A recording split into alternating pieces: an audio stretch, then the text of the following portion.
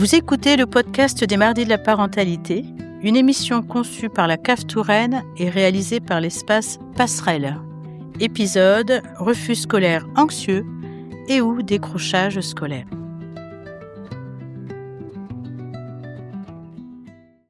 Je m'appelle Sandrine, je suis maman de 4 enfants qui ont entre 18 et 28 ans. Et donc aujourd'hui, je vais vous parler de Jules qui a 21 ans aujourd'hui. Alors Jules, il a eu un arrêt de scolarité au collège, dû à l'époque on appelait ça une phobie scolaire.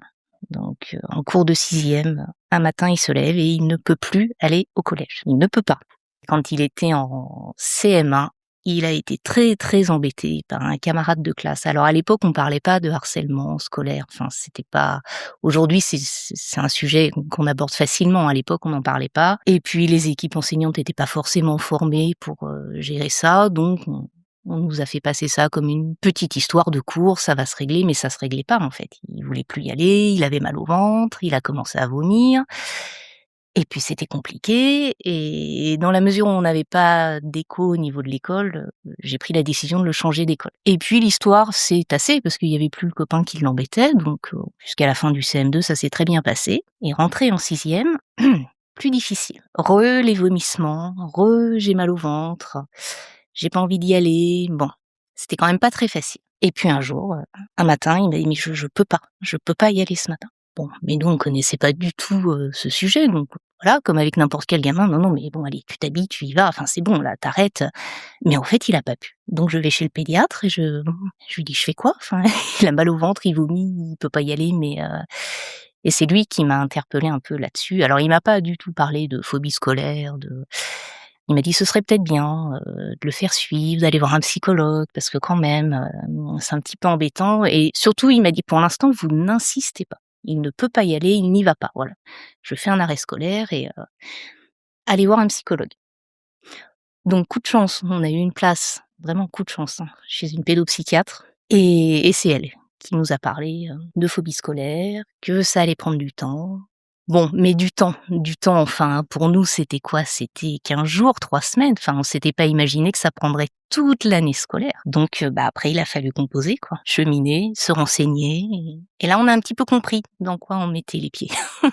On a eu énormément de chance parce qu'on est tombé sur une infirmière scolaire qui connaissait très bien le sujet. Donc tout de suite, elle nous a rassurés, elle nous a dit c'est pas grave, le fait qu'il ne vienne plus, c'est pas grave. Il commence déjà par prendre soin de lui, vous prenez soin de lui, vraiment vous inquiétez pas, on s'arrange. Enfin vraiment, elle a mis le scolaire au second plan parce que nous c'est ce qui nous inquiétait le plus en fait. On voyait pas tellement le côté médical, mais on s'est dit mais il va plus à l'école, mais quand est-ce qu'il va y retourner et est-ce qu'il va y retourner un jour? Enfin voilà, c'est ça en fait l'angoisse.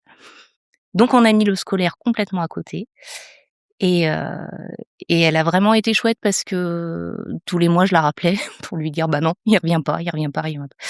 Et vraiment elle nous a bien épaulés. Et en fait cette phobie scolaire, c'est devenu aussi un peu une phobie sociale. C'est-à-dire qu'il allait plus au sport, il voyait plus les copains, il était dans sa chambre H24. Même venir manger avec nous, c'était difficile. Donc c'est là qu'on s'inquiète un peu en fait, un peu beaucoup même. Et je pense que l'aide, enfin tous ces soutiens, infirmières scolaires, enseignants qui nous épaulent, pédopsie, pédiatre. Alors ça lui a fait du bien à lui, évidemment, mais je pense que ça soutient aussi bien les parents pour qu'on soit bien derrière aussi. Parce que là, s'il y a pas de soutien parental derrière, enfin si nous on s'écroulait, c'était fini pour lui, je pense. Mais on s'en sort. Aujourd'hui, il va très bien. Il est reparti au collège dans le courant de l'année de 5e. Et cette infirmière scolaire absolument géniale, avec la CPE, enfin on a vraiment eu une équipe enseignante au top. Ils lui ont dit: «Tu reviens d'abord», il a eu un emploi du temps aménagé. «Tu reviens d'abord sur les matières que tu aimes». Et puis chaque semaine, il faisait le point avec la CPE, il voyait s'il pouvait rajouter un peu ou pas. Et au bout de quelques mois, il a repris, donc en 4e vraiment, il a repris un emploi du temps complet. Et ce qui l'a fait sortir de sa chambre quand il allait très mal, c'était de venir cuisiner avec moi. Et là, quand on a travaillé un petit peu le projet d'orientation, très vite est arrivée sur la table la cuisine. Donc, il est parti, sur les conseils de son prof de collège, parce que moi je connaissais pas cette structure, en 3e prépa métier. À l'époque, ça s'appelait comme ça. Donc, il pouvait quitter le collège, partir en pro et faire des stages. Et là, il a rencontré aussi, il a eu beaucoup de chance, une équipe de profs super. Enfin, vraiment, je pense qu'ils avaient l'habitude, ils n'accueillaient que des enfants fâchés avec l'école, donc C'était parfait pour lui et vraiment il a passé 3 années en cuisine, génial. Il a adoré ça et après son bac pro cuisine, il m'a dit: «Bah, finalement, je suis peut-être pas si stupide que ça». Donc comme quoi, ça, c'était quelque chose qui était pas sorti, hein, dans le fait de quitter l'école, mais finalement, il y avait quand même en idée derrière, bah, voilà, si je suis pas scolaire, je suis bête, enfin voilà, il y a quand même des choses qui étaient encore à travailler. Donc il a voulu tenter des études d'informatique. Donc aujourd'hui, il est parti, dans une école d'informatique. Et puis il fera bien ce qu'il voudra du moment qu'il est bien épanoui mais c'est vrai qu'une fois qu'il a trouvé sa voie et qu'il était bien dans ce qu'il a fait, c'était plus le même gamin, quoi. Enfin, lui qui sortait pas de sa chambre, il a quand même travaillé en intérim, où il changeait de restaurant quasiment tous les jours et il y allait et quand il fallait trouver des stages, il se déplaçait dans les restaurants et enfin là où dès qu'il fallait passer le pas de la porte, il vomissait, même pour partir en vacances, hein. Il vomissait, il en était malade parce qu'il changeait de maison pour une semaine. Enfin, c'était, donc moi, le message que je voulais passer aujourd'hui, vraiment, c'était que alors oui, c'est une période hyper difficile, hein, pour les jeunes, pour les parents, mais on s'en sort. Je pense qu'on s'en sort et bien. Après sur l'origine du problème, je suis pas enfin, moi j'évoque l'histoire de harcèlement, mais je suis pas du tout sûre que ce soit ça, hein. Peut-être qu'il y avait autre chose, peut-être que je sais pas vraiment, hein, si c'est peut-être nous ou pas. Enfin, il y a eu évidemment une période de grosse culpabilité des parents, qu'est-ce qu'on a fait? Qu'est-ce qu'on n'a pas fait? Qu'est-ce voilà. Donc je vis en couple et avec mon mari, on n'a pas vécu les choses de la même manière au même moment.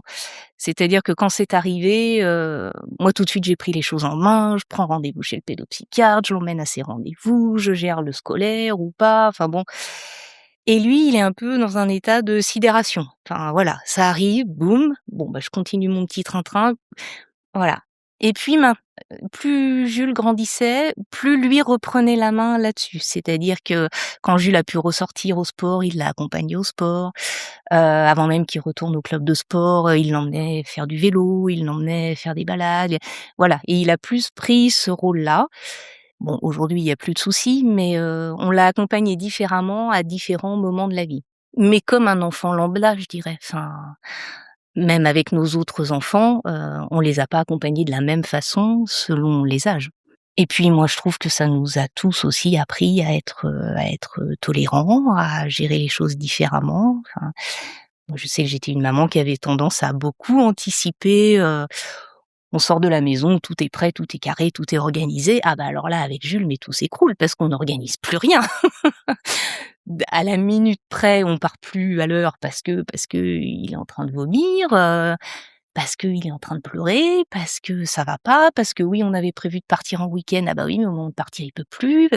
Donc on a tous évolué, je pense.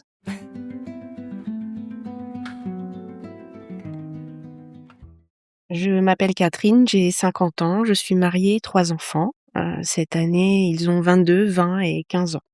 Théo a commencé à manifester des angoisses vers la fin des grandes vacances et dès le jour de pré-rentrée, tout s'est compliqué. Le fait de prendre le bus, de se retrouver entouré de monde, et surtout d'enfants au collège, les différents enseignants avec une perte de repères, très déstabilisante. Donc il s'est passé quelques semaines en pointillé. Il a essayé de suivre malgré tout les cours à l'aide de copains, de quelques enseignants qui ont essayé de faire au mieux. Des aménagements du collège qui lui ont été, concédés. Tout le monde a pensé à ce moment-là que c'était un caprice, qu'il fallait qu'on le force, qu'il était fainéant, qu'il fallait pas qu'on le laisse faire, qu'il nous menait par le bout du nez. Mais il n'arrivait même pas à faire son sac d'école, le matin, il était perdu, c'était une page blanche pour lui. La reprise a été impossible après les premières vacances. C'est très culpabilisant, on se sent en faute, on se sent complètement impuissant, démuni, avec un sentiment grandissant d'exclusion pour nous et pour Théo. Théo ne savait pas expliquer, mettre des mots sur sa souffrance. Il n'avait pas de problème de volonté, car il était partant en général pour tout. Mais quand on voit Théo, on ne voit pas son handicap. Il fait partie des handicaps dits invisibles. C'est difficile à comprendre par ceux qu'il côtoie et qu'il trouve complètement ordinaires. Pourtant, ses souffrances étaient bien réelles, psychologiques et physiques. Il a eu des insomnies. Il dormait plus tout seul dans sa chambre. J'ai dormi sur un matelas à côté de lui durant des mois. Des problèmes d'endormissement, d'insomnie, de cauchemars. Besoin d'être rassuré, des angoisses irrationnelles, intenses. Des paniques, des crises de panique.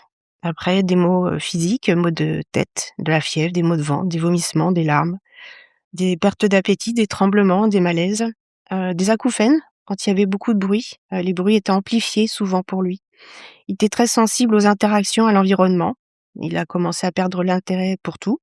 Perte d'attention, de compréhension, de concentration, de confiance. Il s'est énervé vite contre les autres, mais surtout contre lui. Il était vraiment hypersensible. Donc on a fait des investigations médicales pour savoir s'il y avait des problèmes physiques, mais rien.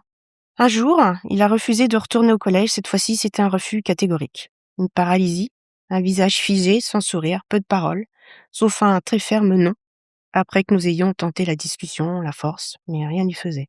Théo redoutait le regard de l'autre au collège, la stigmatisation, la pression scolaire. Pourtant, il n'avait aucun problème d'apprentissage, c'était un bon élève, un enfant souriant, sociable, joyeux, plus mature que les autres certainement. Il se sentait différent, à part.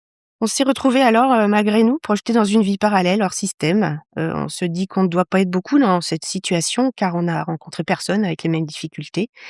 Mais en fait, c'est la société qui ne nous voit pas, qui ne nous voit plus, on est devenu invisible.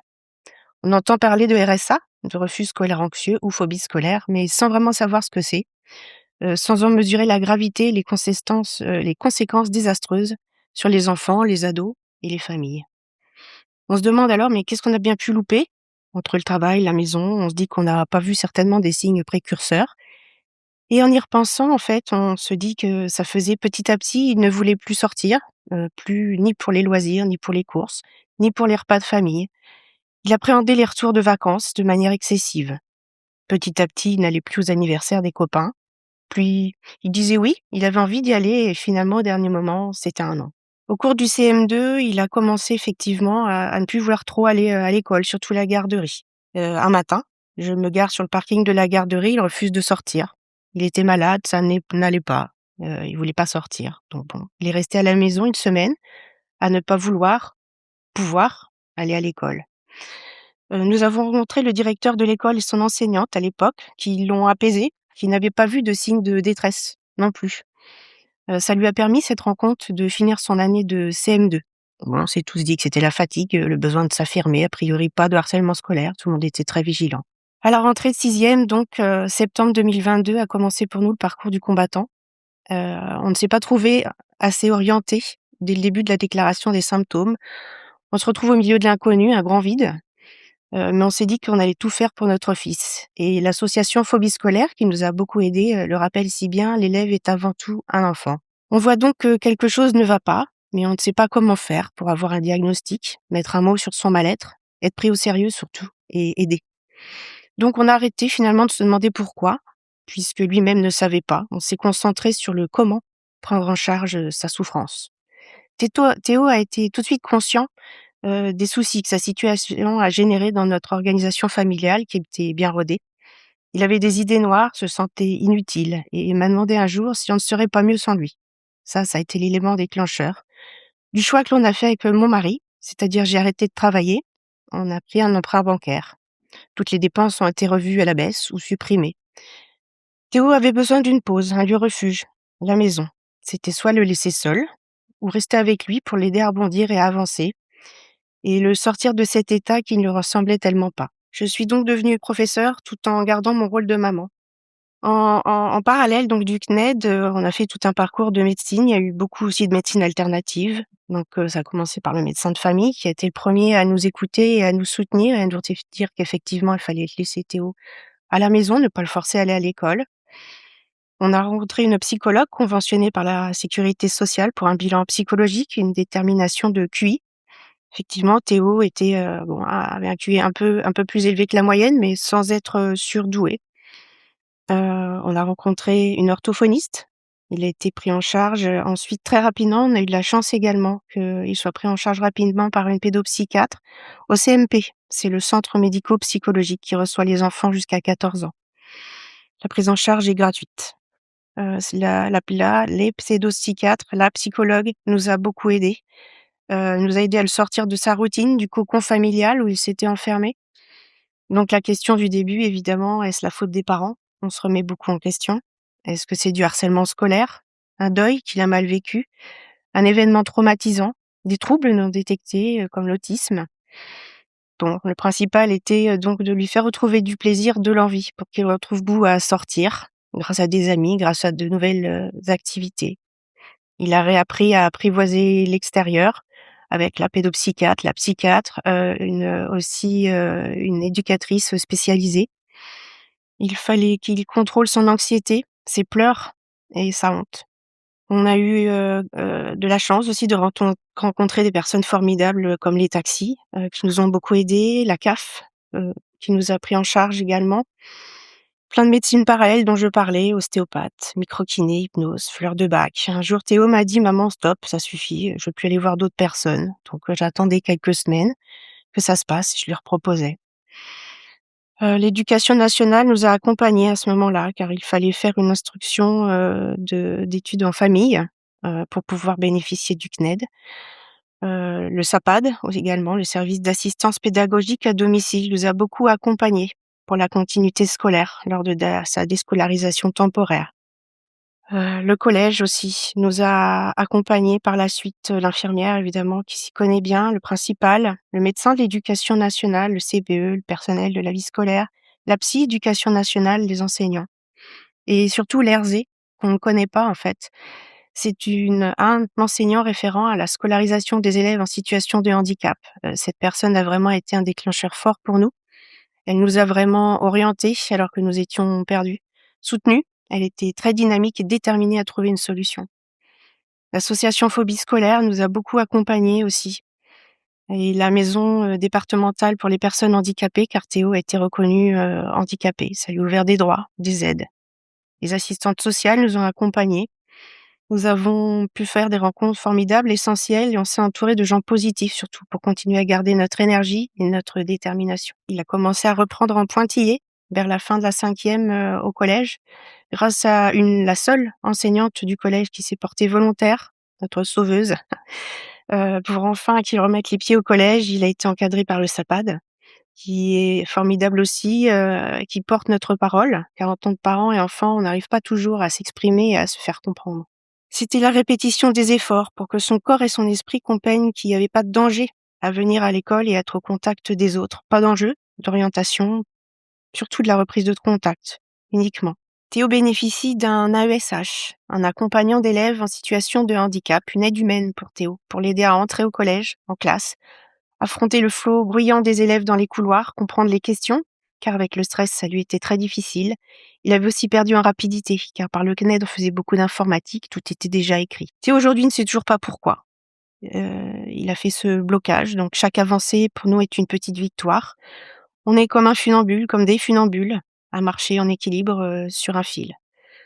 Avec mon mari, on a toujours été d'accord sur les initiatives à prendre. Le trio gagnant, c'est vraiment aux parents, la médecine et l'école. Le médecin traitant avec le CMP, le CNED, le SAPAD et le collège. Il fallait qu'on aille toujours tous dans le même sens. Il faut se dire que ça n'arrive pas qu'aux autres, ça peut vraiment arriver à tout le monde à n'importe quel moment. Ça vous tombe dessus, ça vous bouscule dans vos certitudes, vous plonge dans un autre univers, avec des ascenseurs émotionnels, à gérer très forts. C'est vraiment quelque chose de compliqué. Aujourd'hui, Théo doit se pencher sur son orientation, car en 3e, voilà, il doit s'orienter pour son année de seconde. Il va passer en lycée en filière générale et technologique. On prend aujourd'hui les événements un à un. Sa rentrée sera préparée en concertation avec les intervenants de l'éducation nationale et le CMP. C'est un ado qui grandit, qui change, qui est plus mature, qui est plus grand en taille aussi. Il se connaît mieux. Il arrive à gérer quasiment tout seul. Il sait maintenant d'ailleurs quand il va pas y arriver, il prend un comprimé et fait baisser son stress.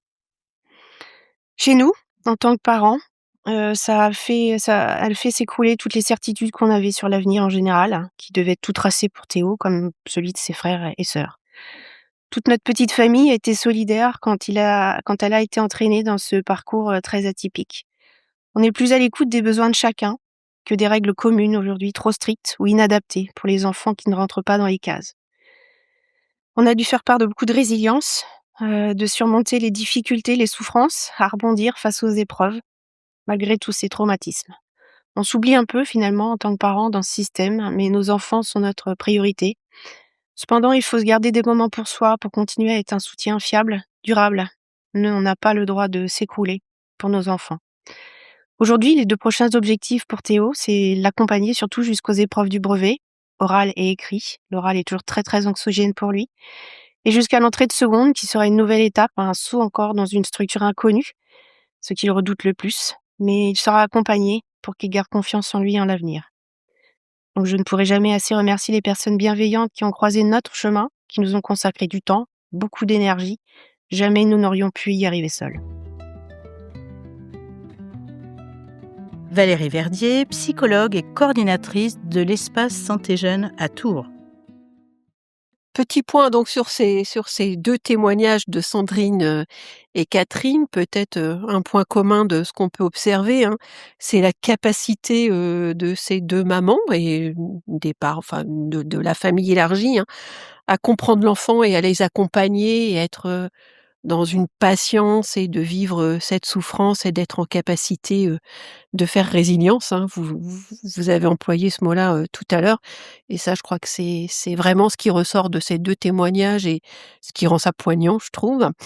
Et puis après, ben, c'est vrai que le refus scolaire anxieux, c'est quelque chose de très, très particulier où, il y a quand même, et ça aussi vous l'avez bien exprimé, tout cet enjeu de l'angoisse, de la peur, de la phobie, comme on pouvait le dire, à un moment et je crois que c'est ça, en fait, l'objet du refus scolaire anxieux.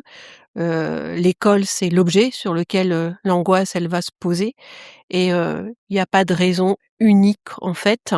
Vous l'avez aussi très, très bien dit, hein, il y a plein de raisons différentes, du refus, de l'autre, de la difficulté du lien social, de la difficulté d'un traumatisme qu'on a pu avoir quand vous avez évoqué, la possibilité du harcèlement, la difficulté de l'autonomie, de se séparer, hein et si ça se «découvre» entre guillemets en sixième, c'est que la sixième, on est quand même, dans une demande d'autonomie, hein. Il faut se déplacer tout seul, il y a plus un enseignant seulement qui nous regarde, il y en a plein donc ça va susciter quand même, pas mal d'angoisse, autour de ça donc ça aussi, hein, je pense qu'il y a pas enfin, il y a pas une cause, il y a plein de choses, qui peuvent expliquer, la phobie, la peur et en tout cas, ce qu'il faut, c'est peut-être pas forcément aller chercher, cette chose parce que je crois que l'énergie, elle est à mettre, sur le devenir et pas, sur ce qui s'est, passé ou pas passé et puis, à la limite, peut-être qu'on trouvera jamais parce que comme c'est plein de petits trucs sans doute qui sont empilés, les unes sur les autres et ben, voilà, c'est bien de faire un état des lieux, de ce qui est peut-être compliqué dans et le plus compliqué dans cette, pathologie, hein, tout à l'heure, il y en a une de vous 2 qui a parlé d'estime de soi, hein. Je crois qu'en disant, je suis pas en parlant de votre enfant Jules, en disant, «Je suis pas si nul», il vous dit: «Je suis pas si nul», hein. Ça montre bien quand même, qu'il y a une fragilité, hein et c'est peut-être de cette fragilité-là dont il faut parler, de départ et puis, bah, c'est comment on restaure un petit peu cette fragilité pour être mieux avec l'autre, pour être mieux avec l'objet de l'école et réussir, parce que ça, je crois que on l'a pas trop retrouvé dans vos témoignages, mais je crois que la réussite scolaire, elle est tellement importante aussi aujourd'hui dans notre monde, en tout cas que ça accentue aussi, ça met une pression, hein, je pense aussi, dans votre vie à vous et dans le regard que les autres peuvent avoir, autour de vous. Je crois que vous avez aussi beaucoup évoqué, le le regard et ça je crois aussi que c'est quelque chose qui est compliqué, hein. Le regard de l'autre, hein, un bon coup de pied au derrière, faut le pousser, il est feignant, enfin, toutes ces choses-là qui sont incompréhensibles et c'est un peu ce qu'on retrouve dans les peurs et dans les phobies, hein. Il y a un objet sur lequel on va poser toutes nos angoisses.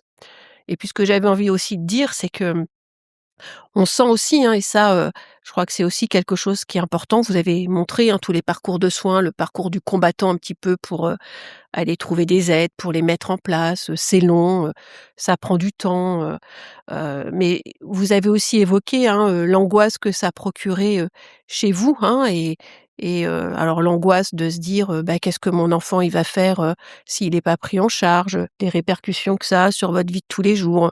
Bah, on est obligé d'arrêter de travailler parce que, bah, il fallait être présent, parce qu'on avait besoin de l'accompagner, parce qu'on avait besoin de continuer à être ses parents, très, très forts dans ce moment, un petit peu, dur et de souffrance et ben, je crois que ça, on voit comment cette angoisse en fait, qui est portée un petit peu par l'enfant, elle va se diffuser en fait après au sein de toute la famille.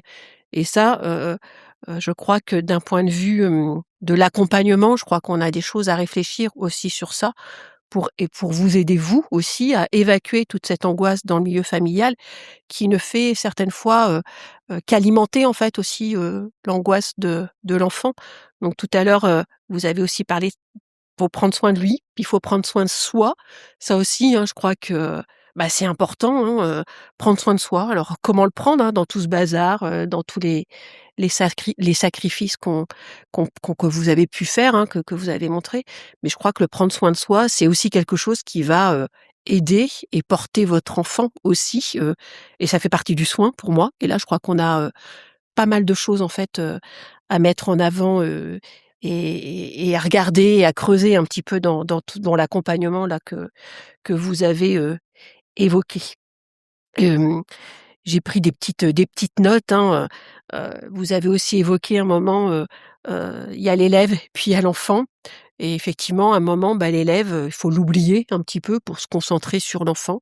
Et c'est l'enfant qui a un projet en fait, et qui doit avoir un projet de vie, qui doit avoir un projet professionnel. Et je crois qu'à un moment, il faut savoir se concentrer sur ce projet-là et plus forcément sur, l'élève qui peut être. Je crois qu'on peut réussir aujourd'hui dans la vie. Il y a plein d'exemples qui nous le montrent, sans avoir été, et sans avoir eu besoin de l'école, votre enfant là qui est devenu, vieux maintenant on va dire, on voit comment, l'école ça a été un support, mais comment aussi il a pu s'en passer et puis, prendre du plaisir, aujourd'hui, dans sa vie, se réassurer, de petites réussites, de réussites qu'il a pu avoir lui.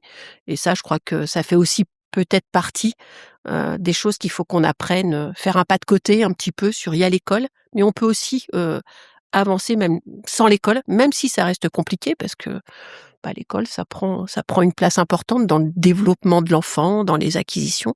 Mais voilà, après, puis je crois qu'il faut se recentrer aussi. L'école, ça amène quoi? C'est les apprentissages, mais c'est les relations à l'autre, c'est, amener une certaine forme de gymnastique, à notre cerveau, une élasticité. Enfin, c'est toutes ces choses-là. Et quand on fait la part de tous ces petits trucs-là, on peut peut-être se dire qu'on peut arriver aussi à le choper ailleurs, tout ça. Et que c'est pas forcément, que l'école. Et ça, peut-être que ça peut aussi, aider l'enfant. Et puis, pour conclure, parce que il faut peut-être conclure un jour quand même, un peu comme dans la dernière émission, je crois que là, on voit encore, qu'être parent, et là, vous en êtes aussi l'exemple, c'est développer des capacités de création et d'imagination, d'adaptation, heu, incroyables pour, arriver à soutenir et puis à rester en fait éducateur de son enfant, Et ça encore une fois, je crois, on peut vous dire que bravo, quelque chose parce que voilà, on voit comme ça a été, nécessaire en fait pour accompagner votre enfant, dans les difficultés qui sont les leurs, aujourd'hui. Michaël Boudemer, conseiller technique thématique parentalité à la CAF Touraine. La CAF Touraine soutient les parents dont les enfants éprouvent des difficultés dans leur scolarité, jusqu'au refus scolaire anxieux, voire le décrochage. Elle cofinance le dispositif appelé Contrat local d'accompagnement à la scolarité. On parle du CLAS. Ce dispositif a pour objectif de proposer des actions à destination des enfants pour soutenir leur rapport à l'école et leur travail scolaire, renforcer les compétences éducatives des parents afin de leur permettre de mieux accompagner la scolarité de leurs enfants. Il n'existe pas de contrat local d'accompagnement à la scolarité partout. Renseignez-vous auprès de l'école s'il en existe un. La CAF cofinance également l'espace santé jeune et la maison des adolescents. N'hésitez pas à rencontrer un professionnel dans l'une de ces structures, c'est gratuit. Vous pourrez obtenir informations et conseils. Pour rejoindre l'espace santé jeune, 02 47 05 07 09. Pour rejoindre la maison des adolescents, 02 47 22 20 69. Une ligne d'écoute confidentielle et gratuite est à disposition des parents le lundi de 9h30 à 11h30 et du mardi au jeudi de 18h30 à 20h30 au 08 05 385 857. Pour finir, la CAF peut verser l'AJPP, l'allocation journalière de présence parentale, Si votre enfant vit un refus scolaire anxieux et ne peut plus aller à l'école et que vous devez réduire, voire arrêter votre activité professionnelle, un certificat médical est nécessaire. C'est une aide financière temporaire. Elle est destinée à compenser une perte de rémunération due à une diminution du temps de travail pour accompagner votre enfant. Pour retrouver le détail de toutes ces aides, je vous invite à regarder l'émission des mardis de la parentalité, refus scolaire anxieux et ou décrochage scolaire sur le site Parents Touraine.